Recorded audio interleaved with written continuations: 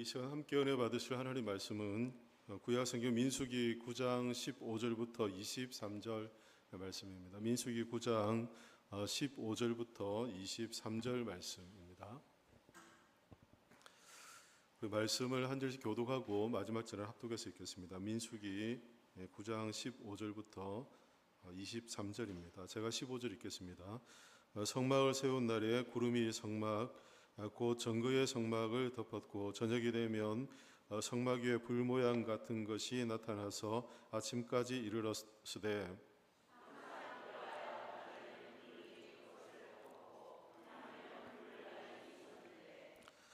구름이 성막에 떠오르는 때에는 이스라엘 자손이 곧 행진하였고 구름이 머무는 곳에 이스라엘 자손이 진을 쳤으니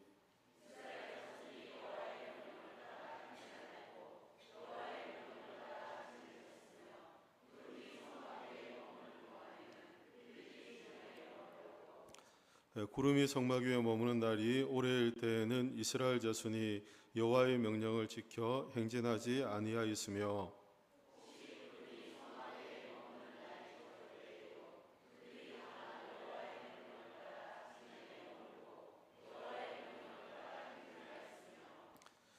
혹시 구름이 저녁부터 아침까지 있다가 아침에 그 구름이 떠오를 때는 그들이 행진하였고 구름이 밤낮 있다가 떠오르면 곧 행진하였으며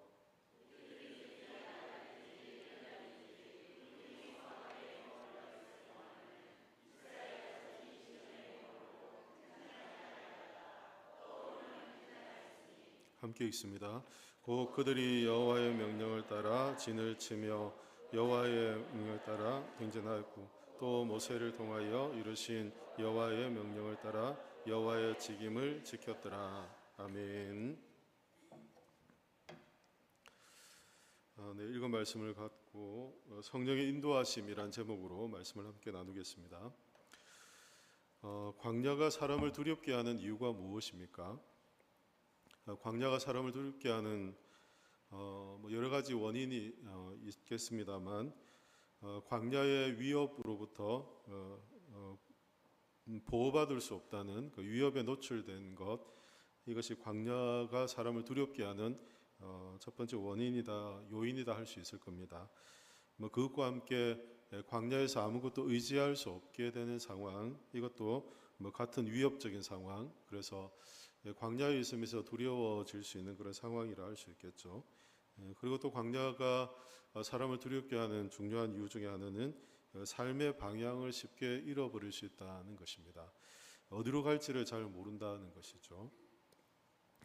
이스라엘 백성들이 광야로 행진하기 전 하나님은 이스라엘 백성들이 광야로 나갈 준비들을 하게 하십니다. 영적 전쟁인 이 광야 전쟁터에서 그들이 어떻게 행진하고 또 어떻게 살아가야 될지를 하나님이 광야의 준비의 과정을 통해서 하나님께서 그들을 준비시키시는 것을 보게 되죠.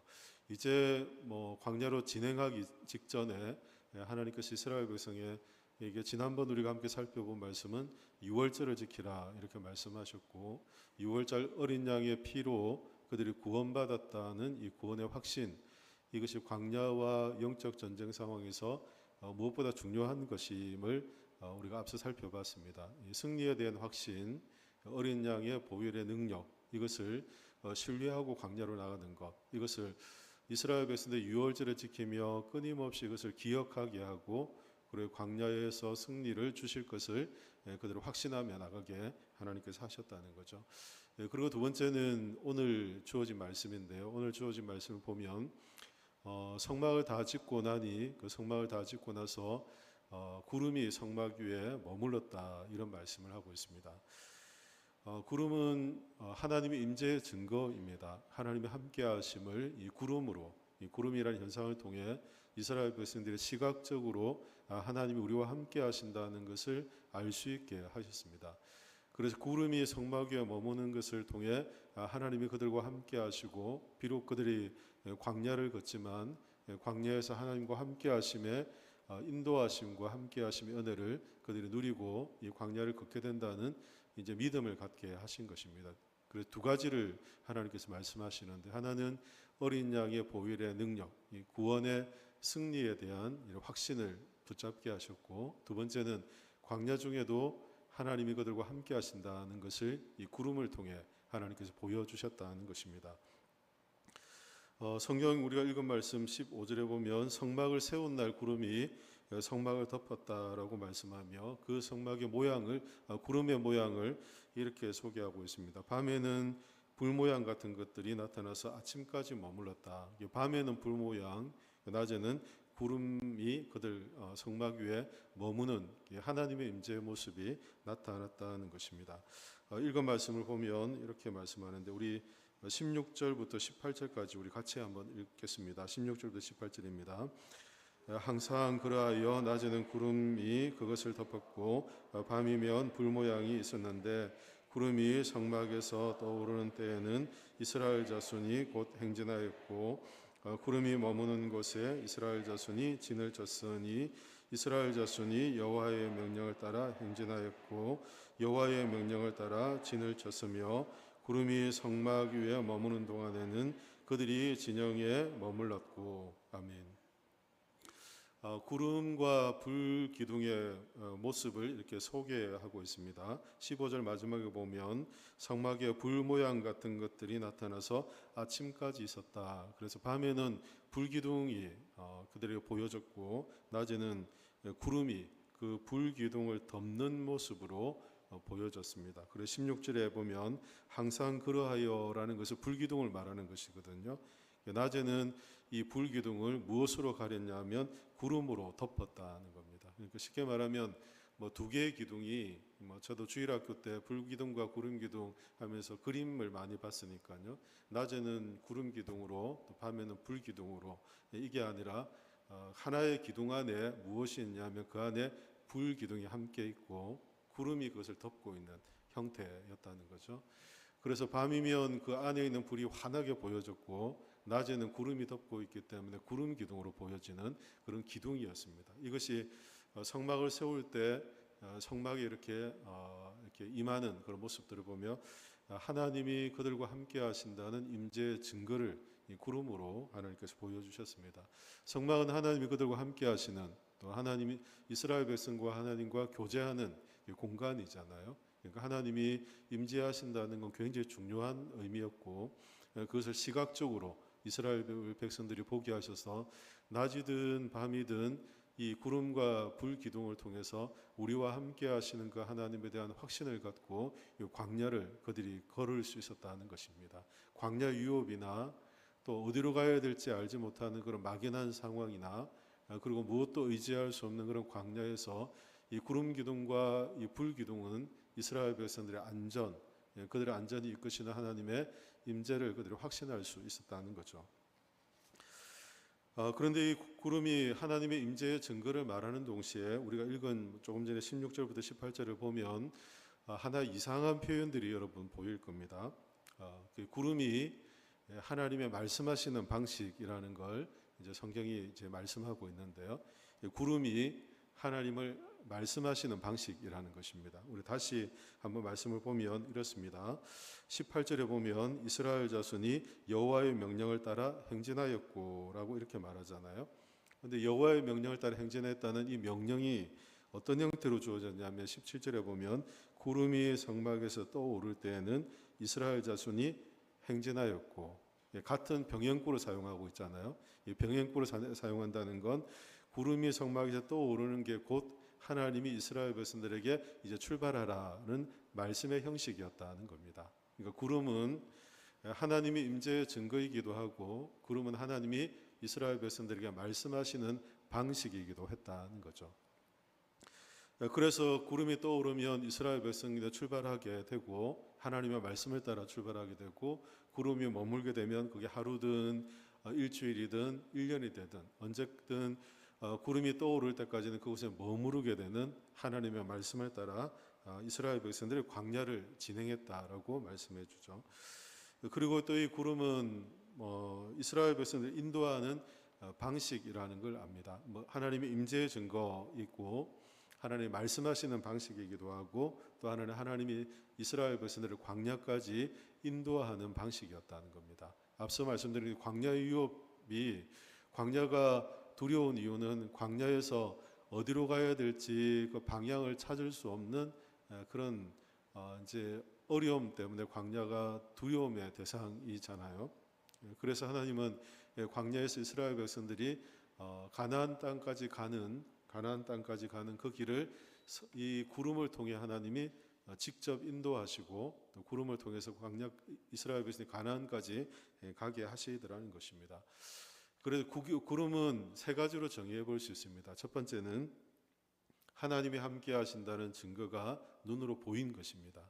두 번째는 하나님이 말씀하시는 방식이었습니다. 이스라엘 백성들이 가야 될 때, 서야 될 때, 그들이 머물러야 될 때를 이 구름을 통해서 말씀하셨다는 거죠.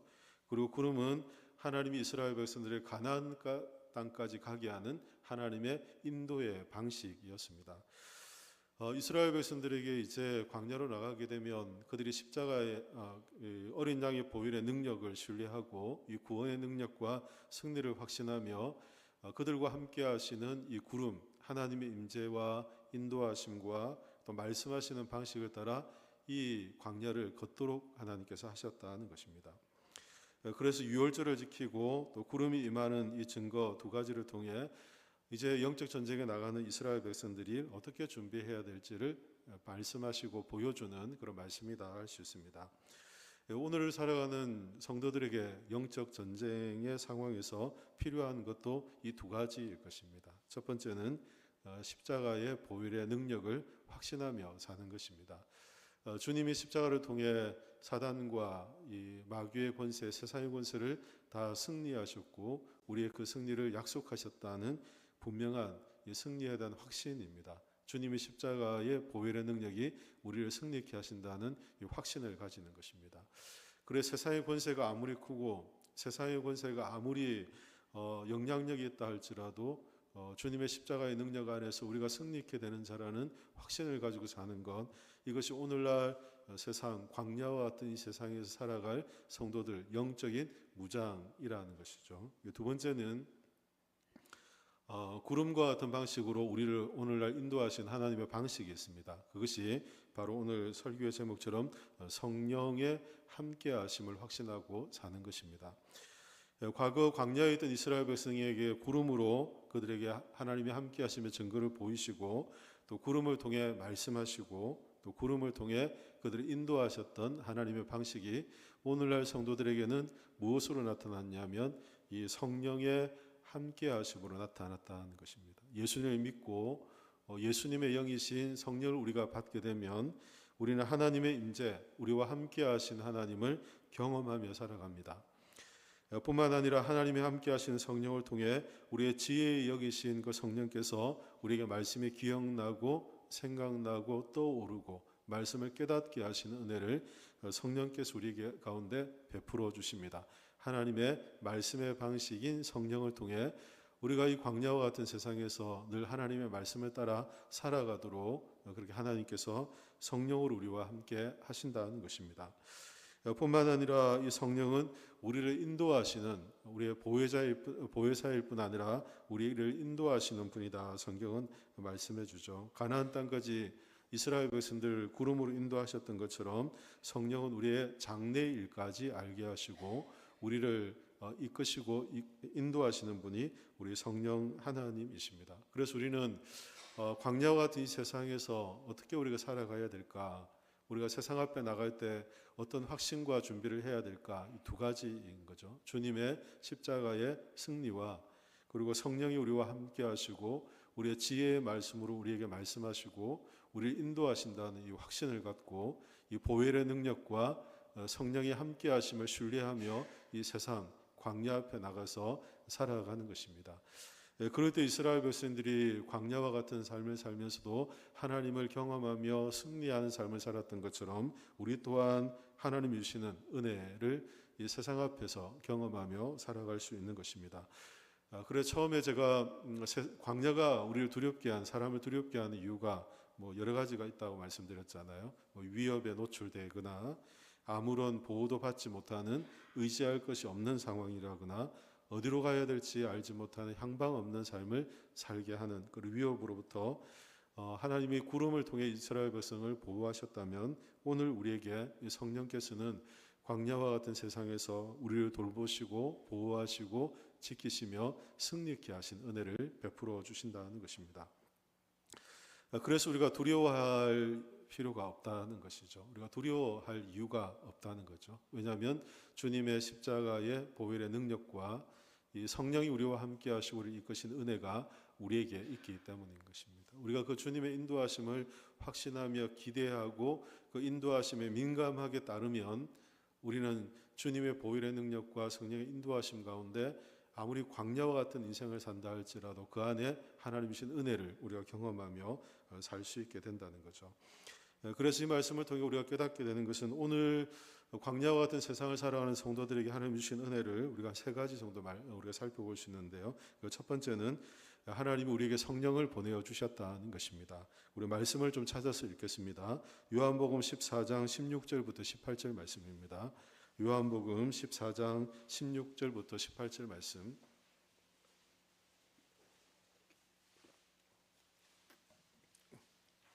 지금부터 네 곳만 찾겠습니다. 네 곳만. 첫 번째입니다. 요한복음 14장 16절부터 18절 말씀. 제 말씀 우리 합독해서 같이 읽겠습니다. 내가 아버지께 구하겠으니 그가 또 다른 보혜사를 너희에게 주사 영원토록 너희와 함께 있게 하리니 그는 진리의 영이라 세상은 능히 그를 받지 못하나니 이는 그를 보지도 못하고 알지도 못함이라. 그러나 너희는 그를 아나니 그는 너희와 함께 거하시며 또 너희 속에 계시겠습니다. 내가 너희를 고아와 같이 버려두지 아니하고 너희에게로 오리라. 아멘. 진리의 영이신 그 성령을 하나님께서는 우리의 믿음의 사람들에게 보내주셔서 그 진리의 성령을 통해서 우리와 함께 하시는 그 성령을 통해 우리를 결코 고아와 같이 버려두지 않으시는 하나님의 돌보심을 경험하며 살아가게 하셨다는 것이죠. 성령이 우리를 돌보신다는 것입니다. 성령께서 우리를 친히 우리와 함께 하시며 우리를 돌보시는 은혜를 믿음의 사람들에게 하나님께서 허락해 주셨다는 것이죠. 그래서 인생을 살아가며 힘든 문제가 생기고 어려운 일이 생길 때 여러분 안에 이런 확신과 고백을 여러분 하십시오. 하나님은 성령 안에서 우리와 함께 하시고 또 우리를 결코 고아처럼 버려두지 않으시고 우리를 지켜가신다는 믿음으로 선포하고 그 믿음을 갖고 확신하는 것입니다. 그럴 때 우리를 두렵게 하는 세상의 문제 앞에서 우리가 하나님의 함께 하심을 믿기 때문에 그 하나님에 대한 능력에 대한 신뢰와 함께 하심에 대한 은혜가 우리를 두려움으로부터 하나님이 주시는 평안과 자유함을 누리도록 하나님 은혜를 주신다는 것이죠. 이 성령의 인도하심을 받고 살아갈 때 그래서 우리는 성령 안에 주시는 기쁨이 있습니다. 성령 안에 주어지는 평안이 있습니다. 성령 안에서 주어지는 하나님의 돌보심의 은혜가 우리 가운데 넘쳐난다는 것을 알게 됩니다. 우리 힘으로 아무리 세상을 잘 살아가려고 또 우리 힘으로 아무리 세상을 이겨보려고 해도 우리의 제한된 한계 안에서 우리는 그 한계에 부딪히며 우리의 약함만을 경험할 뿐입니다. 그러나 하나님이 우리와 함께 하시는 성령의 은혜 가운데 살 때 우리의 약함을 보지 않고 우리와 함께 하시는 하나님의 성령의 은혜를 우리가 보기에 우리가 그 은혜 가운데 사는 그 은혜를 경험하며 사는 그런 복을 하나님께서 우리에게 주셨다는 것입니다. 두 번째는 성령으로 우리를 보호하시는 하나님의 은혜가 있다는 것입니다. 시편 121편 7절 말씀 우리 찾아보겠습니다. 시편 121편 7절입니다. 제가 화면을 일부러 안 띄웠습니다. 이게 좀 찾아보시려고. 시편 121편 7절입니다.